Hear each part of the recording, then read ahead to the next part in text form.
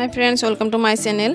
आज के बहुत दिन पर मसुर डालेर बड़ा खेते मन गेल, सेजन्य आमी बड़ा बानाबो बोले भाबছি। तो मसुर डाले दिए दिছি, भिजे रेखेছিলাম आधा घंटा।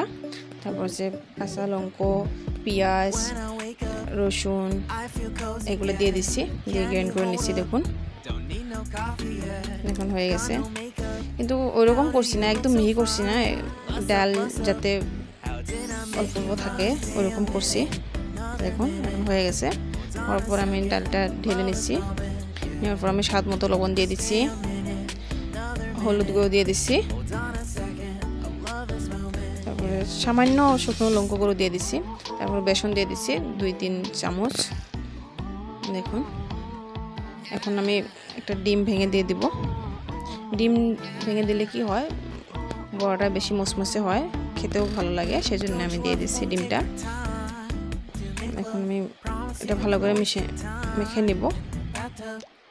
দেখুন এরকমভাবে মেখে নিচ্ছি আমি একটা চামচ দিয়ে।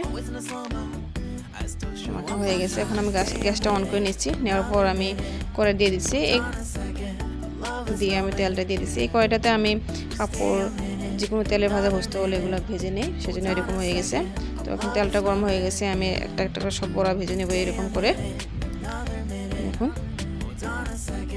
কি সুন্দর লাগছে না? দেখুন উপরে ডালগুলো হয়েছে, একটা একটা দেখা গেছে, সব মচমচে হয়ে গেছে। দেখুন এরকম ভাবে আমি সবগুলা বড়া ভেজে নেব।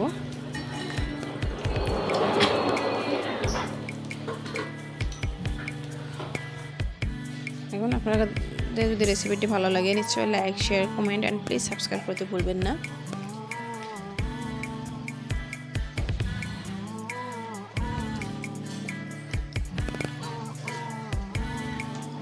বড়া দিয়ে চা তো বহুত মজাদার হয়, সবাই খেতে ভালোবাসে, আমিও তো খেতে ভালোবাসি। চা দিয়ে বড়া এগুলো তো ভীষণ ভালোবাসি আমি, আমাদের ঘরের সবাই ভালোবাসে।